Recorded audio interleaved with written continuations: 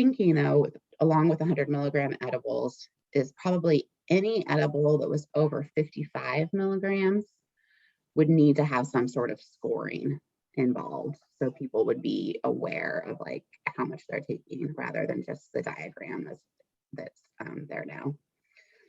And that really borrows from other states that have the 100 milligram limit. Most of them have some sort of scoring that's required. Because what we're trying to get away from is like, and this is like an extreme example, but like 100 milligram Tic Tac or something like that.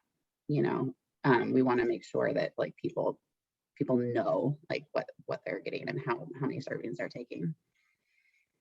Sure. No, that makes a lot of sense. So specifically going into, and I know that people had a lot of questions about the new edibles limits and essentially how that's going to come to market.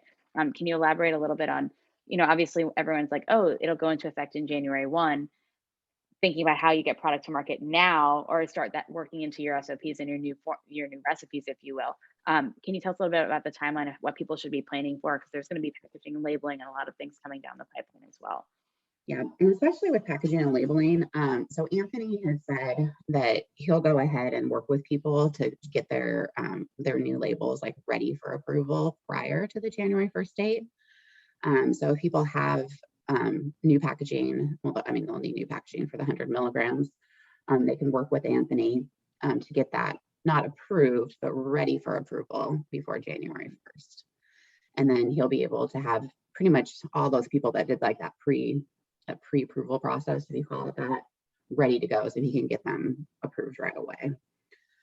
And then as far as the actually starting to produce the 100 milligram edibles,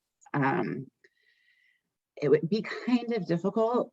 I mean, at least I don't want to give anybody business advice, but like me thinking about it, like I would first of all want to know if it was maybe 5 milligrams per serving or 10 milligrams per serving before I started doing that. And then I'd also like want to know about the whole scoring thing before I started doing that. And so I definitely think we're going to try to like make the rules like as public as possible once we get the comments back so that people can start doing that planning. But right now it's just a little bit early as far as like the unknowns, I think, at least in my opinion.